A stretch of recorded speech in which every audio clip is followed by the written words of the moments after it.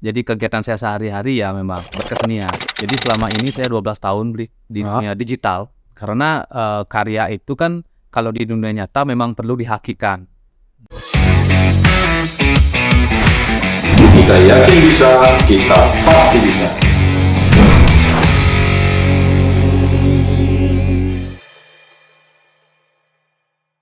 Sahabat Weekend, kita ketemu lagi. Hari ini kita akan menghadirkan satu tamu anak muda yang karya-karyanya sudah sangat dikenal. Saya panggil Bung Raka Jana. Halo Bli. Ya, Thank you selamat datang udah diundang. di Weekend. Baik. Weekend kita bisa. Weekend kita bisa. Ya, Pasti bisa. pasti bisa. Iya. Ya. Bung Raka Jana, ini saya lihat catatannya ini sangat menarik nih. Tapi yang pasti saya ingin tahu nih, apa aktivitas kesehariannya Bung Raka nih? Ya, kalau aktivitas ya Bli ya. Kalau saya seniman, creative planner. Jadi kegiatan saya sehari-hari ya memang berkesenian. Sebelum kesini saya ngelukis tadi bentar. Oh, ngelukis. Ya, saya lukis di kanvas. Wah, lukisan apa itu? Ya, jadi kita kan sebagai seorang yang memang punya jiwa kreatif itu berusaha untuk memproduksi sesuatu yang memang baru terus-menerus gitu. Jadi selama ini saya 12 tahun Bli di dunia digital. Iya, ya. Nah, sekarang saya coba nih ke media analog, salah satunya kanvas gitu. Nah, apa termasuk aliran apa nih? Nah, Karena ada aliran ya kalau di seni ya. Kalau saya kontemporer Bli. kontemporer. Ya, saya ngelukis, saya juga punya studio desain yang menaungi itu sekarang ada 23 orang Bli di studio saya. Kerjanya apa itu? Nah, awalnya saya bentuk studio itu memang jasa desain sesuai sesuai kompetensi saya. Tapi akhirnya sekarang berkembang dari hulu ke hilir bisnisnya. Dari jasa desain ilustrasi, kemudian ada 3D yang paling baru, animasi, sampai jahit dan sablon kita bisa. Oh, yang sering memanfaatkan jasa itu siapa ya? Wah, dari korporasi, udah UMKM, ya sampai individu pun. Iya. Ya kalau bisa nih di-spill beberapa klien kita nih di HNS, nama studio saya HNS itu. Ada dari Bali United. Oh, Bali United juga. Ada Kompas. Ada apalagi ya? Ada dari Meja Labs. Yang terbaru kita akan kerjasama dengan Egar Bli. Egar itu produknya ada jam tangan ya, tas ya. Itu produk asing ya? Enggak, itu asli Indonesia. Indonesia ya. Udah tanda tangan kontrak nih ceritanya. Itu yang akan terbaru nanti. Nah, ini saya juga lihat ada NFT gitu, apa tuh ya? Iya, NFT itu sempat booming sekali kemarin ya. NFT itu semacam sertifikasi sebenarnya. Jadi NFT itu kan kepanjangannya non-fungible token gitu. Nah, itu beberapa tahun terakhir itu memang booming. Karena karya itu kan kalau di dunia nyata memang perlu dihakikan. Ya kan, hak kayak intelektual ya. Kita paham bahwa ini karya ini memang benar kepemilikannya milik si A misalnya. Nah, ternyata sekarang juga berkembang ada NFT, sertifikasinya ini online atau digital. Ya, artinya kita membuat karya ini perlu disertifikasi toh Pak. Biar yang membeli atau mengkoleksi karya kita memang benar-benar yakin ini memang karya Raka Jana. Original. Tapi kelebihan NFT sendiri nih bahwa selain memang menawarkan komunitas yang besar Pak, NFT ini juga ternyata uniknya adalah menghasilkan royalti. Kan kita biasanya sebagai seniman menjual karya ya udah selesai segitu ya sebagian besar. Tapi NFT ini ternyata ada royaltinya. Jadi karya yang kita jual ke orang lain menjual lagi, kita masih bisa dapat. Iya. Atau paling tidak mereka menggunakan karya kita itu yang berkarya ini dapat. Ya. Menarik ini. Nah, iya. Iya. Kondisi seniman kita selama ini kan lemahnya di situ ya. Iya. Menurut Bung Raka gimana tuh? Ya, kalau memang pembahasannya terkait monetisasi ya, beliau. Mungkin saya akan menjawab dari apa ya, dari scope saya nih sebagai creative planner gitu. Memang saya sering bilang dimanapun saya dimintai pendapat bahwa Bali ini itu sangat susah untuk mencari orang yang nggak seni, Bli. Kebanyakan orang seni. Kebanyakan orang seni. Tapi problemnya kan nggak semua bisa hidup dari seni, dalam tanda kutip nih. Bisa monetize atau bisa menghasilkan. Karena memang kekurangan referensi. Saya aja itu tahun 2010 ketika mau kuliah, saya dulu di ISI Denpasar. Kuliah ISI Denpasar dilarang sama orang tua saya. Karena nggak menjanjikan. Ya, itu sangat wajar. Karena memang kan referensi atau orang yang sukses dari dunia desain itu masih jarang, bahkan kayaknya waktu itu belum ya. Sehingga saya pun ketika ditanya emang bisa sukses dari desain, saya nggak ada role model. Jadi saya untuk meyakinkan orang tua saya juga susah. Ya, bukan berarti orang tua saya ini gimana. Sangat wajar orang tua khawatir terhadap anaknya terkait finansial. Akhirnya ya udah, saya sebagai anak muda waktu itu Bli, jiwanya masih gas aja. Ya akhirnya ya udah. Ingin membuktikan. Makanya ketika saya kuliah, saya juga buktikan bahwa saya bisa nih pakai uang sendiri. Saya hasil kerja. Dari mana itu? Saya jual kaos waktu itu Bli. Saya sudah mulai ya. Umur berapa itu? Waktu itu saya kebetulan yang mulai itu tuh bisnis benar-benar awal itu 19. Umur 19 tahun. Jadi ada teman yang punya clothingan, saya kan nggak punya modal. Berupa uang tuh nggak punya, modal semangat punya gitu kan. Ada teman yang punya clothing, nah saya bantu jualin. Harga baju waktu itu 100.000 Bli di Denpasar. Saya kebetulan SMA di Denpasar. Nah, saya minta ke teman saya boleh nggak bantu jualin, tapi saya kasih harga dong 80.000 biar saya bisa up. Saya jual di kampung Bli 100.000, lumayan, satu baju 20.000 pada waktu itu. Iya. Oh, dari situ mulai. Tapi akhirnya karena saya jualan baju, ada nih orang yang order pengen di custom gambarnya by request. Mau nggak mau saya harus belajar gambar. Oh, dari situ juga. Dari situ akhirnya. Akhirnya lari ke malah iya jalan beriringan sekarang.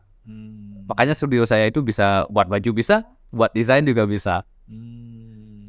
Kalau untuk yang NFT itu sendiri?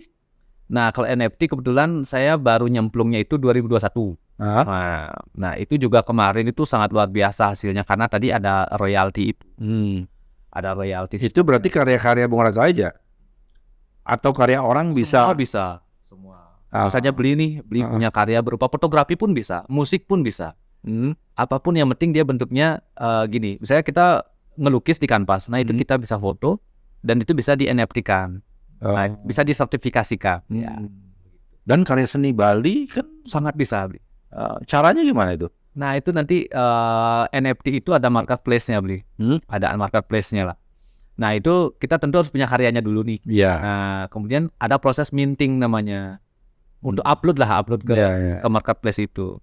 Nah, nanti dibayarkan sesuai kriptonya, sesuai mata uangnya. Kan tiap marketplace ada yang memang pakai Ethereum, ada yang pakai Tezos mata uangnya begitu. Nah, anggaplah misalnya kalau bicara karya seni ya, tenun saja, songket saja, itu kan karya seni yang mungkin per hari ini belum ada NFT-nya gitu.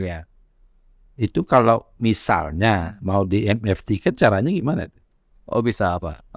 NFT itu ada yang namanya utility. Ada utility. Nah, tenun ini kan sebuah karya yang memang peruntukannya lebih sering digunakan, lebih ke passion gitu ya. Passion. Jadi bukan barang seni, bukan barang seni dalam artian dipajang. Nah, caranya untuk mengaitkan dengan NFT ya, sepanjang pengalaman saya nih Kibli. Misalnya nih kita punya, atau saya punya karya, misalnya saya punya karya. Jadi karya yang saya jual ini, saya buatkan utility-nya. Atau enggak nih kegunaannya, atau enggak nanti kita kaitkan dengan si tenun ini. Kalau setiap orang yang beli karya saya akan mendapatkan tenun ini. Tapi harganya udah kita masukkan ke sana. Saya juga pernah misalnya nih bikin NFT yang utility-nya, waktu itu ada bencana alam gunung meletus ya, saya lupa. Jadi setiap orang yang beli karya saya itu ikut Gunung Agung ya, Gunung Agung. Iya, pokoknya saya lupa. Jadi ikut untuk memberikan apa ya, kayak donasinya lewat membeli NFT tersebut gitu. Jadi ada utility-nya dia. Dan kalau itu diurus, berarti yang berhak atas utility itu kan yang mau produksi, yang membuat ya, Tetap si seniman, si senimannya. owner. Iya. Dan perlindungan terhadap seniman itu kan ada. Ada. Nah, Bung Raka sekarang merasakan nggak itu? Sangat apa ya? Sangat gini, Bli. Ibaratnya itu yang menjadi dasar kita gitu. Kita misalnya ngomong nih kalau nggak ada dasarnya, dalam artian karya seni pun begitu. Yang memang menyatakan karya itu punya kita. Ya kan kalau di dunia nyata pun kalau saya ada karya yang benar-benar karya itu menurut saya itu masterpiece atau benar-benar saya sayang banget dengan karya ini, saya hakikan. Kita nggak pernah tahu nih dunia internet kan, ada yang ngeklaim, ada yang gini. Benar. Jadi itu benar-benar harus diurus. Dan pernah terjadi. Udah sering. Iya, kayak misalnya perak. Iya. Kemudian ada tarian, ikan keris, gitu. Ya, yang diklaim oleh negara lain gitu kan. Di concern sih sebenarnya, harus diurus. Ya. Dan peran pemerintah kan ada di situ. Harusnya pemerintah kan menurut saya juga sebagai jembatan ya, antara misalnya si kreator, si seniman dan ini tadi masalah kayak haki itu kan nggak semua paham. Ya, pernah nggak misalnya Bung Raka ini berkolaborasi dengan pemerintah ya? Yang saya tahu kan katakanlah di Dinas Koperasi dan UMKM itu kan sekarang sedang mengurus hakinya UMKM gitu, yang begitu sangat banyak, dan bahkan pemerintah memberikan fasilitas mereka nggak bayar lah, bukan berarti nggak bayar ke pengurusannya dibiayain oleh pemerintah. Ini kan upaya pemerintah bagus nih. Tapi kalau Bung Raka misalnya bisa kolaborasi, saya pikir ini akan mempercepat proses penyadaran kepada para seniman kita gitu ya. Ini kadang-kadang seniman kita kan sering bergerak seni untuk seni gitu. Padahal seni untuk seni itu karena itu rasa. Tetapi itu tadi, yang tadi monetisasi itu kan penting juga. Sangat penting. Untuk keberlangsungan gitu. Makanya saya pun sebenarnya saya baru sadar akhirnya, ataupun baru saya mempunyai tujuan lain dalam hidup saya itu ketika saya menjalankan bisnis. Kalau dulu kan kita menggambar ya memang karena suka, tapi akhirnya karena suka itu hobi. Tapi karena suka itu akhirnya juga ternyata bisa menghasilkan juga ya gitu. Akhirnya setelah menghasilkan, ternyata bisa hidup dari sini juga. Tapi setelah saya mempunyai tadi staff gitu ya, mempunyai staff, mempunyai tim, yang mana itu adalah tanggung jawab saya gitu.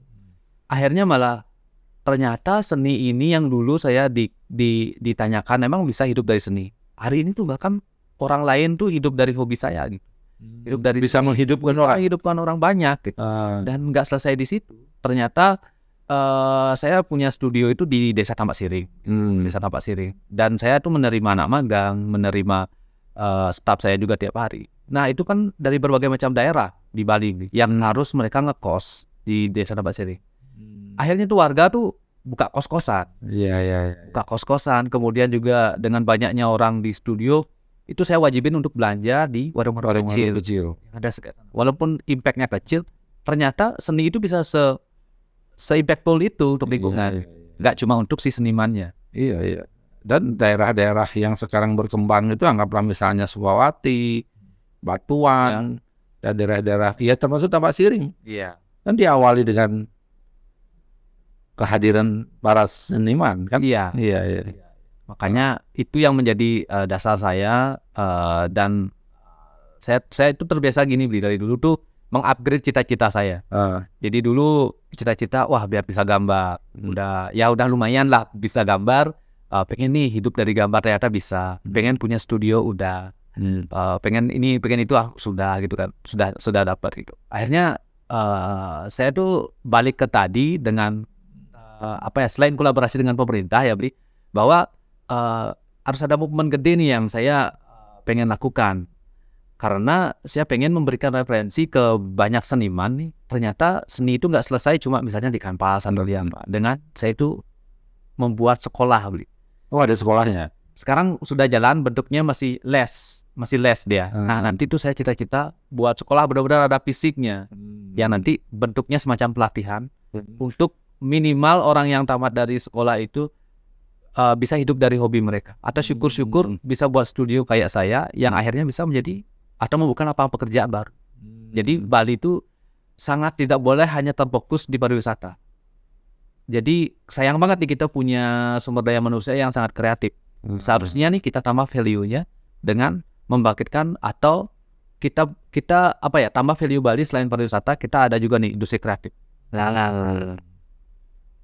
Sekolahnya udah mau jalan nih? Sekarang sudah jalan, cuman Baru les? masih les dia. Nah, pesertanya siapa aja? Wah, dari Jakarta ada, ya, dari Bali ada, dari yang masih SD sampai yang udah punya anak juga ada, ya. Yang diajarkan apa di sekolah itu?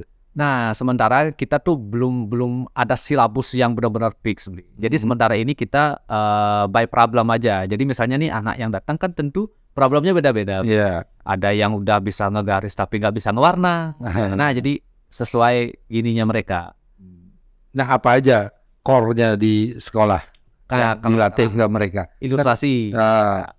Ilustrasi, kemudian juga ada animasi, Ya, tapi kalau perencanaan ke depan itu, ya itu tadi bakal ada tentang NFT, tentang kontrak, tentang ilustrasi, grafik banyak, Ya kan ada kelompok-kelompok ya, kelompok-kelompok. yang suka ini, yang suka ini, yang suka ini gitu ya. Wah, ini ide yang bagus nih. Nah, itu yang sedang saya kebut sekarang. Itu apa problemnya? Ya tentu modal. Dan siapa tahu nanti ada sahabat weekend yang tertarik kan. Ini ada anak muda punya mimpi, ya punya cita-cita, dan dari track perjalanannya diawali dengan nol, tetapi sekarang udah berkembang. Karena gini, menariknya itu gini ya, usaha yang saya jalankan itu sebenarnya nggak murni bisnis, karena ada sosialnya. Iya, benar. Kenapa saya sebut ada sosialnya? Nah, studio saya ini ada di Desa Tambak Siri. Jadi kantornya Bung Raka ini di Tambak Siring. Di desa lah. Di desa lah. Ya. Di Tambak Siring mana tuh? Di Selatan Pasar, Oh, di Banjarburuan. Pura itu ya? Iya, Pura Planting. Pas depan. Sangat gampang lah cari studio saya gitu kan. Nah, jadi waktu pandemi, waktu pandemi usaha saya itu benar-benar lagi meroket-meroketnya, Pandemi. Kok malah pandemi yang meroket? Karena semua perusahaan itu nggak mau harus transform ke digital, harus transform ke online. Nah, akhirnya itu kan mereka tuh perlu media promosi, misalnya seperti logo, seperti apa untuk mempromosikan usaha. Nah, itu yang kecipratan siapa? Kan desainer. Nah, akhirnya dengan dengan ibaratnya rezeki yang berlebih itu ditambah NFT itu juga meledak, NFT itu juga sangat meledak, sehingga akhirnya nih saya investkan lagi di SDM. Kebetulan kemarin banyak teman-teman yang punya potensi yang kerja di pariwisata itu kehilangan pekerjaan.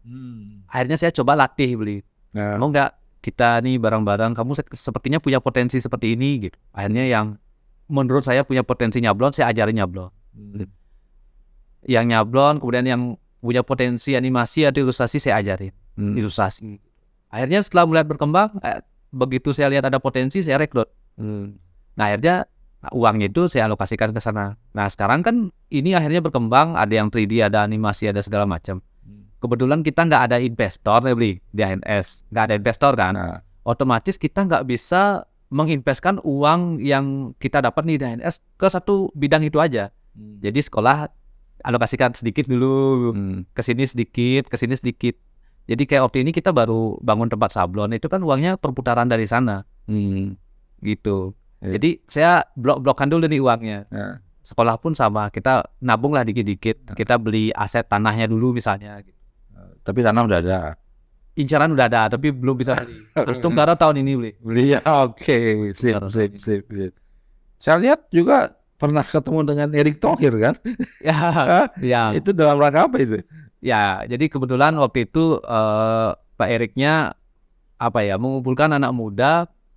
Mereka bapaknya pengen tahu lah nih sekarang ini kondisinya seperti apa sih di industri kreatif gitu. Nah, beliau minta kayak apa sih yang paling dibutuhkan gitu. Nah, kira-kira nih beliau kan BUMN. Ya, makanya. Gini. Nah, apa yang kira-kira bisa pemerintah support nih. Benar. Nah, saya bilang lah, kalau saya sih pengen gini karena beliau juga udah duluan bisnis segala macam. Saya pengen Pak gini sharing. Saya bilang lah tadi rencana saya. Saya tuh punya begini. Karena kalau ada sekolah itu impact-nya lebih besar, ya. sangat besar impact-nya. Dan kesempatan anak-anak untuk membangun mimpi-mimpinya Ya, lebih terukur lah gitu. namanya nanti Rakajana Institute. Oh, keren. Karena saya ketemu beberapa investor sebenarnya. Nah, Udah banyak yang tertarik, cuman harus buka di Denpasar, beli. Sedangkan saya sendiri tuh idealis buka di Desa Tambak Siring. Alasannya tuh begini, karena di desa saya itu sangat tidak mungkin membuat seperti Ubud. Kalaupun seandainya membuat itu terlalu mirip gitu. ya, Menurut saya yang harus dikembangkan industri kreatif. kreatifnya ya. Ya, dengan cara apa? Yaitu dengan ada sekolah itu. Sehingga kalau ada sekolah di Tambak Siring, orang akan datang ke Tambak Siring. Sehingga masyarakat akan mendapatkan Iya. dampak, beli. Di samping itu bisa mengurai kepadatan Denpasar kan. Makanya. Iya. Jadi Makanya. one village, one product ini juga akan berkembang. Iya. Jadi, Tambak Siring yang sudah begitu terkenalnya sekarang dengan adanya Rakajana Institute akan lebih dilirik orang gitu. Saya itu sih sebenarnya yang ada di benak saya gitu, karena dengan adanya studio kecil ini aja akhirnya menarik orang. Kayak Kompas waktu ini pernah podcast di studio saya. Ya. Teman-teman ilustrator dari luar Bali datang ke studio saya. Jadi maksudnya, oh ternyata bisa berimpact gini. Kalau kita bikin movement yang lebih besar lagi, tentu dampaknya lebih besar lagi. Itu jadi gara-gara itu beli nih cerita sedikit. Gara-gara itu tuh saya dicari itu kemarin sama kepala desa saya. Disuruh jadi kepala desa seperti ini. Sampai 4 kali dicari. Entar jadi kepala desa lupa nih. Rakajana Institute ya, nggak terwujud. Saya bilang begitu. Maksudnya kita juga mau membangun desa. Kayaknya kalau saya juga nggak harus jadi kepala desa. Saya masih muda. Saya pengen belajar gitu. Saya bilang agak. Ya itulah. Jadi ada saja beli kalau gini intermezzonya gitu. Nah, sudah pernah mencoba kemana aja ini? Jadi kan katanya nih ya, kalau orang saya anggap ini seniman yang sudah mulai merambah ke dunia bisnis. Iya. Iya kan? Dan tidak salah kalau seniman berbisnis kan? Iya kan? Sudah kemana aja nih mencoba gitu kan untuk nembus. Biasanya sekarang orang kan bermainnya di proposal. Iya. Iya kan? Jadi apa mimpi-mimpi tadi dituangkan dalam bentuk proposal, kita coba. Kenapa saya tadi singgung Erick Thohir? Pak Erick Thohir itu kan juga Menteri BUMN. Beliau juga punya banyak perusahaan negara yang notabene di dalamnya pasti ada CSR-nya lah atau bantuan bantuan lunak kepada ini kan kategorinya mungkin masih UMKM lah gitu ya. Iya, masih UMKM dan sebagainya. Saya pikir ini satu langkah yang harus dilakukan. Kalau ngumpulin dari duit sendiri itu kadang-kadang prosesnya bisa jadi lama. Sudah pernah lakukan nggak itu? Sudah beli. Tapi rata-rata bahkan karena kebetulan gini beli, bukannya gimana. Kebetulan karena saya udah membangun nama Rakajana ini, brandingnya udah lama beliau, udah dari tahun 2010. Udah mau 13 tahun dan juga perkembangan karir saya segala macam. Itu kita dicari bahkan ditawarkan. Cuman problemnya satu beli. Harus di Denpasar atau minimal memang di kotanya gitu. Alasannya apa? Yaitu karena untuk akses gitu. Padahal Tambak Siring aksesnya bagus banget. Tambak Siring kan internasional, orang istana negara ada di situ, istana presiden ya. Tapi kan itu lasimnya sebuah sekolah itu harus ada di pusat kota. Lasimnya Coba saya berbicara nggak lasimnya, nggak gini ya.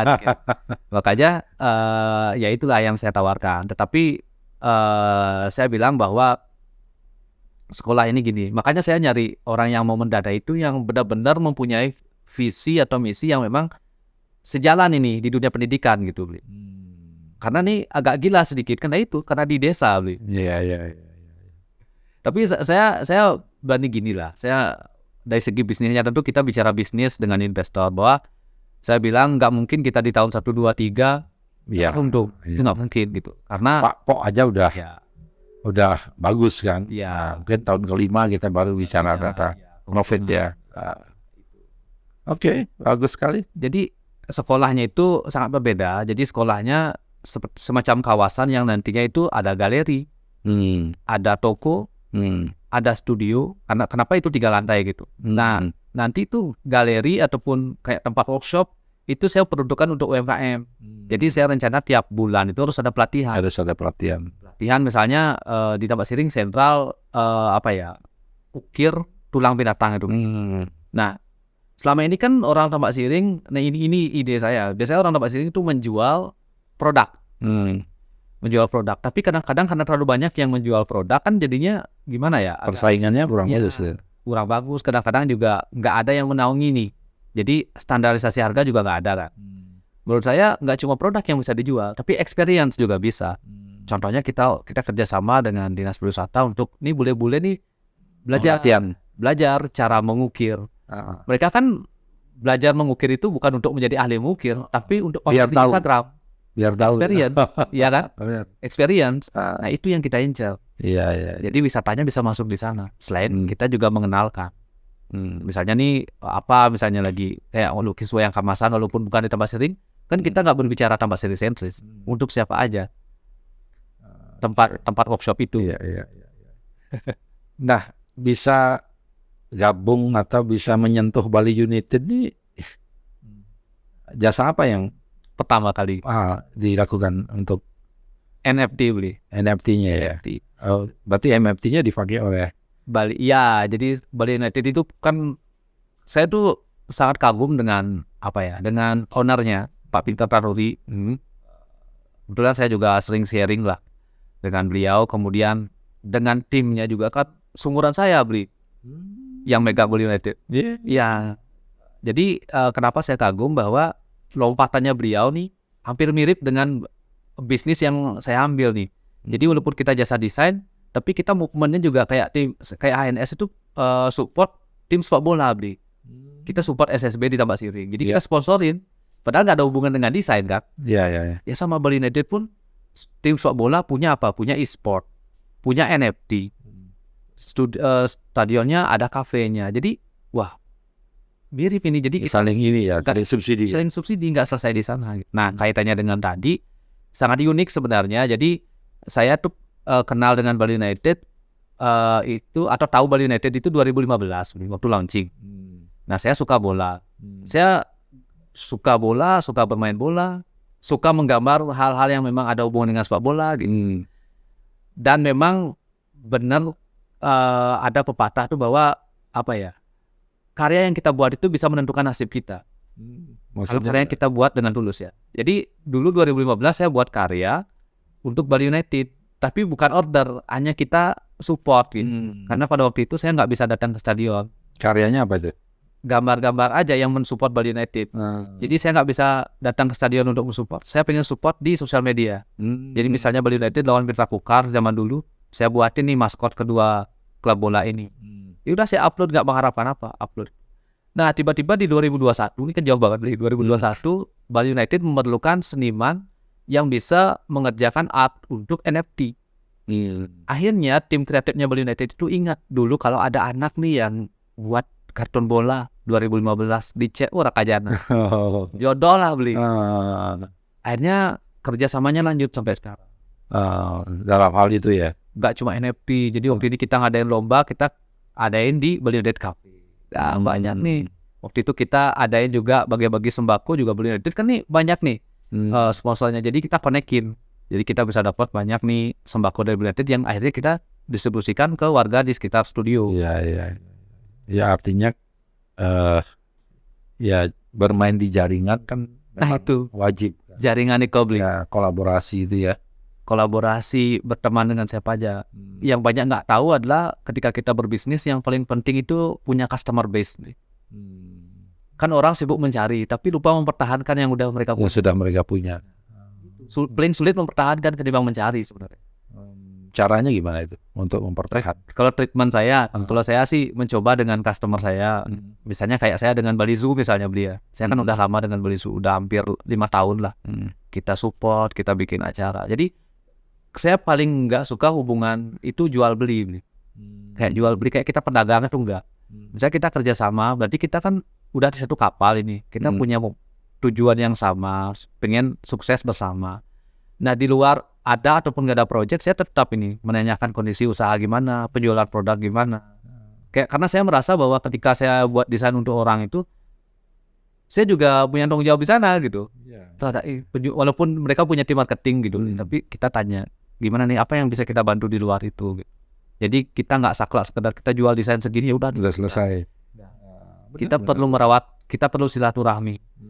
Makanya hubungan itu lama. Ketika Bali Zoo kemarin kena pandemi beli, itu otomatis kan tutup beli, karena biasa offline kan kerja kan. Nah akhirnya kita coba buatin movement, kita buatin baju. Itu keuntungan kita kasih semua ke mereka. Itu ludas beli 4 hari baju 100 pieces. Itu ludas. Nah itu untuk pembiayaan ataupun untuk harimau Sumatera kemarin. Nah itu kan bentuknya nggak sekedar kita profitable gitu. Iya. Itu salah satu contohnya. Iya. Nah pengalaman terburuk Bung Ratejana selama menjalani hidup dan dunia seniman ini apa? Pengalaman terburuk? Kalau ditanya ini saya bingung. Sebenarnya banyak. Iya. Sebenarnya sangat banyak. Apa yang paling sampai saat ini diingat gitu? Sebenarnya banyak banget gitu. Coba saya ingat. Ada salah satunya aja ya. Ketika saya berkarir, saya kan biasa jual desain ke orang. Misalnya nih orang ini teman saya sendiri gitu, tahu lah, dan saya tahu dia gitu kan. Dia minta dibuatkan desain yang sesuai tema begini gitu, sesuai request ya. Nah kebetulan saya punya ide yang benar-benar mau saya cetak beli di produk saya sendiri. Cuman karena saya juga berteman dengan dia, saya juga tahu movementnya besar, saya kasihlah konsep atau ide itu. Ini saya ada ide nih, gimana? Oh ini cocok nih. Ya udah saya buatkan. Begitu saya buatkan, ternyata nih kok nggak ada kabar lama gitu, lama banget nggak ada kabar gitu. Setelah saya cek, wah ternyata konsep saya yang saya buat itu diduplikasi. Jadi dia suruh orang lain untuk ngerjakan tanpa pengetahuan saya. Wah itu sakit hati banget beli. Iya. Sakit hati banget gitu. Karena kita udah capek-capek bikin, akhirnya tuh suruh orang lain untuk bikin. Padahal kalau saya tuh udah biasa menerima penolakan beli. Kalau orang kan lihat di Instagram sukses-suksesnya aja. Iya makanya saya tanya nih yang terburuk nih apa? Kalau saya tuh banyak banget penolakan, lebih banyak penolakan gitu. Nah salah satunya ya begitu. Padahal saya bilang kalau kamu nggak suka bilang aja, bilang aja. Saya udah biasa lah gitu. Tapi kalau caranya begini kan benar-benar udah sakit banget gitu beli. Susah untuk diceritakan. Gitu. Cuman saya itu tipikal orang yang memang nggak terbiasa fokus ke hal-hal begitu. Kalau misalnya udahlah kita fokus ke goals kita. Karena menurut saya banyak orang yang nggak bisa mencapai mimpinya beli, karena terlalu mikirin kanan kiri. Mereka udah ngeset nih target mereka. Sebenarnya kita cukup fokus ke target kita, konsisten. Udah selesai. Makanya kalau saya nih waktu kuliah itu terbiasa tuh kayak nulis ataupun nempel di tembok kos saya keinginan saya. Misalnya nih pengen punya studio, saya tempel lah studio orang gitu, saya tempel. Saya pengen beli mobil Mini Cooper, saya tempel. Padahal waktu itu bayar kos 500 juga seringan enggak beli gitu. Cuman kan minimal punya tujuan dan mimpi. Mimpi ya penting. Berarti mimpi itu penting ya. Wah itu udah gini harus ada beli. Karena kalau kita dari misalnya kayak kita naik motor nih beli, kita nggak tahu tujuan mau kemana kita.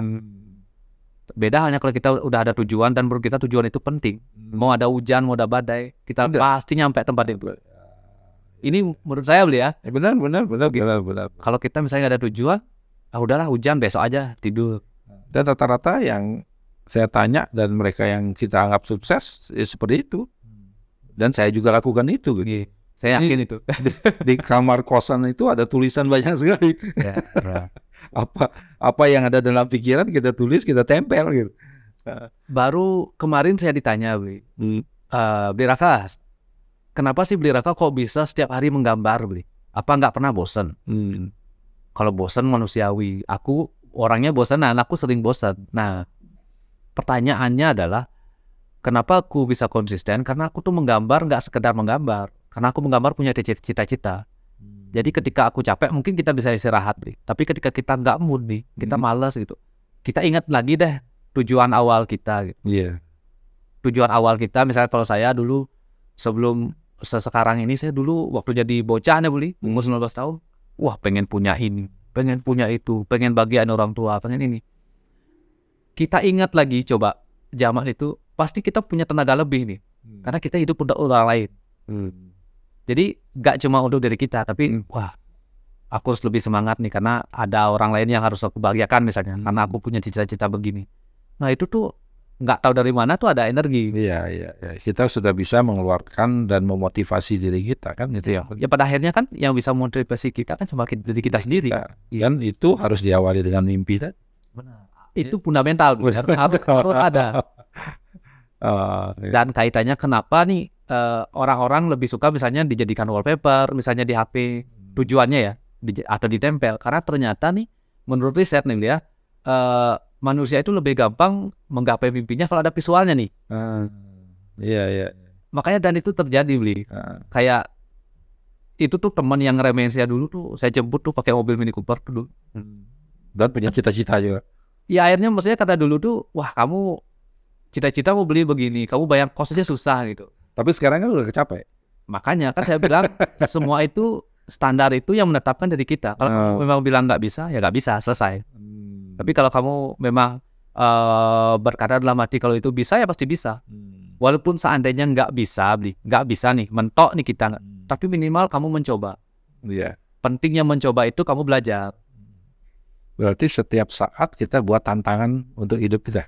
Menurut saya ya harus di-upgrade. Kalau enggak, ya ini kalau untuk yang berkarir ya, maksudnya kalau kita pengen naik kelas terus gitu. Kalau enggak ya selesai. Ya udah mentok di situ kita. Udah puas, jenuh. Udah puas gitu. Makanya kalau saya dulu tuh nggak pede ngomong, apalagi depan begini, depan kamera tuh saya nggak pede. Apalagi ngomong, saya ngasih seminar depan 100 orang tuh, waduh nggak pede. Tapi saya selalu bertanya ke diri sendiri. Saya bertanya tuh begini. Dulu tuh saya pertama kali ngisi seminar itu di Sticky, InSticky. Itu yang datang itu udah puluhan orang beli. Saya tuh seminggu gak bisa tidur. Saya di kelas itu aja seminar tuh teman yang wakilin. Apalagi mau ngomong depan ini, apa yang harus saya omongin. Tapi saya bertanya begini, kalau seandainya saya ambil kesempatan ini, dampak positif apa yang saya dapatkan? Begitu sebaliknya, kalau saya nggak ambil kesempatan ini, apa yang akan terjadi? Saya ambil, walaupun saya tuh nggak ngungu, saya ngomong di depan tuh, aduh nggak jelas apa gitu, tapi saya tahu rasanya. Karena beda halnya kalau saya nih baca buku atau dengar cerita orang, saya nggak ngalamin gitu kan. Harus kita yang mengalami. Dan akhirnya? Ya itu, akhirnya saya sekarang itu kan, bahkan di 2021 melihat, itu ada 30 acara yang saya hadiri sebagai narasumber. Tapi kan langkah kecil yang menjadi besar itu ya itu tadi. Ya, dan yang besar itu harus diawali dengan langkah-langkah kecil kata orang kan. Harus mulai. Harus mulai dan harus berani. Ya itu butuh nyali memang. Sangat butuh nyali. Ini saya juga ada satu fakta unik gitu. Teman-teman mungkin tahu saya berbisnis, berbisnis ya. Buka studio itu saya punya staff 2 orang pertama kali itu 2018. Kemudian ngebum seperti yang saya cerita itu pas pandemi. Nah, saya tuh baru menikmati gaji pertama saya di studio saya itu Januari 2023. Baru berarti ya? Baru. Kalau orang nggak berpikir jangka panjang, mereka akan langsung ambil keuntungan. Seperti yang saya bilang tadi, saya tuh lebih banyak subsidi. Saya sebagai investor mandiri di studio saya. Karena menurut saya mempunyai begitu banyak pegawai. Yang harus win adalah mereka dulu. Jadi mereka harus kenyang dulu ini. Jadi saya wajib memperhatikan kesejahteraan mereka. Yang penting mereka nih gaji lancar, kemudian apa. Ya itu, karena kita berbicara bisnis kan bukan untuk 1 atau 2 tahun. Itu sustainable. Makanya saya caranya mengakali itu adalah, jadi saya bentuk 2 manajemen.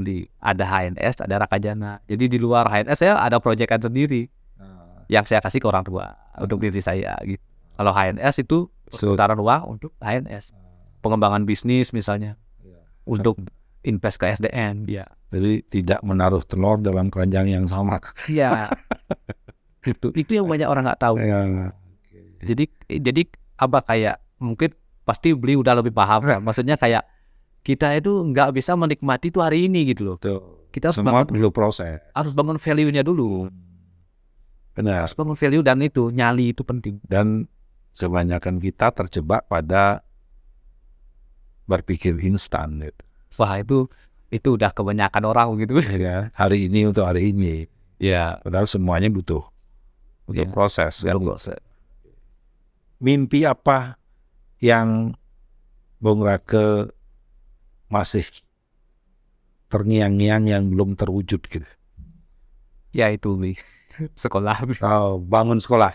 Ya, Mudah-mudahan mimpi ini segera terwujud ya. ya saya minta doanya dari Saya yakin Ya. weekend. Siap, harus ya sesuai namanya. Iya, weekend. Yakin bisa, pasti bisa. Ya pasti Oke. harus bisa. Harus bisa. Ya, itu penekanan. Ya. Dan saya lihat langkah-langkahnya sudah benar. Tinggal gimana nanti terwujud dan ketemu orang yang tepat. Tapi tetap saya sebagai junior lah, saya minta advice tadi, minta saran lah.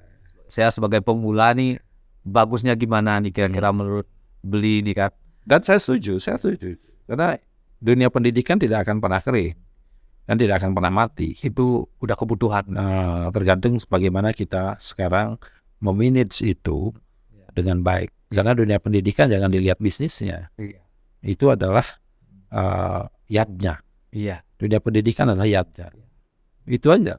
Jadi kalau kita sudah menempatkan dunia pendidikan sebagai yadnya, saya yakin impact dan dampaknya tidak Pasti saja bukan untuk kita, untuk masyarakat dan untuk orang-orang yang ada di sekitar kita. Iya, benar sekali, saya sangat setuju. Iya. Oke, saya yakin pasti bisa. Ya harus Ya. Terima kasih Bang Rakajana sudah hadir di tempat ini.